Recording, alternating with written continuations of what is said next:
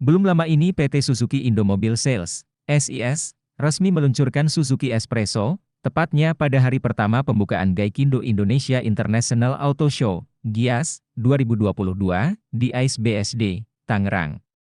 Mobil ini sekaligus menjadi pemain baru di segmen City Car dengan bandrol Rp155 juta hingga Rp164 juta. Harga tersebut setara dengan kisaran mobil ramah lingkungan alias low cost green car, LCGC. Bahkan dibanding para rival di segmennya, Suzuki Espresso jadi pilihan paling murah.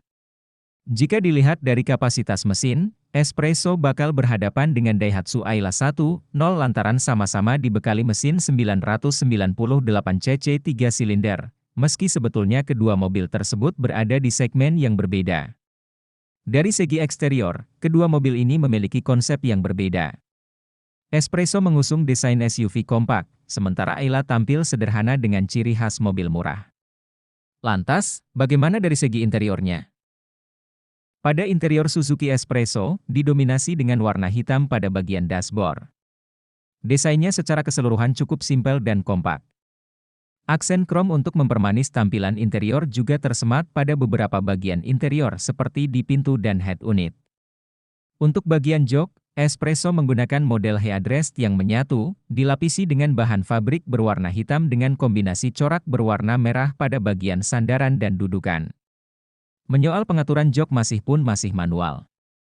Uniknya tampilan speedometer dibuat seakan menyatu dengan head unit di bagian konsol tengah. Untuk tampilan speedometernya sendiri sudah digital. Tepat di bawahnya terdapat head unit berukuran 7 inci, yang sudah terintegrasi dengan radio FM, AM, USB, dan MirrorLink. Sementara untuk pengaturan AC masih menggunakan model knob. Jika melihat secara keseluruhan, interior Espresso cukup clean, tidak banyak tombol-tombol di area dashboard maupun konsol tengah.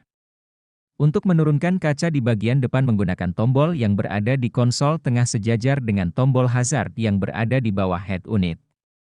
Untuk transmisi Espresso menggunakan model zigzag.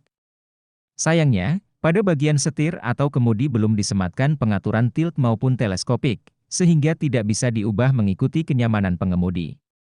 Adapun untuk pengaturan spion serta membuka kaca di baris kedua masih manual, menggunakan tuas dan engkol. Tak berbeda jauh dengan Espresso, interior Ayla juga didominasi dengan warna hitam, hanya saja lebih banyak sentuhan krom. Misal, pada bagian pintu, head unit, setir dan juga konsol tengah.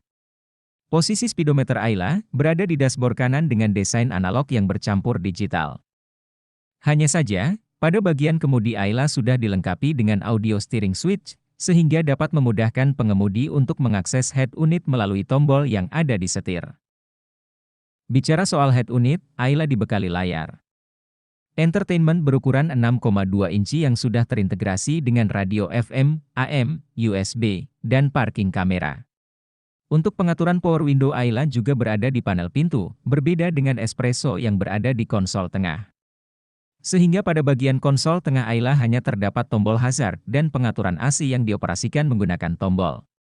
Sementara untuk transmisinya menggunakan model konvensional lurus, bukan zigzag seperti yang dimiliki Espresso. Secara keseluruhan, kedua mobil menawarkan interior yang cukup nyaman dan dengan sentuhan warna gelap.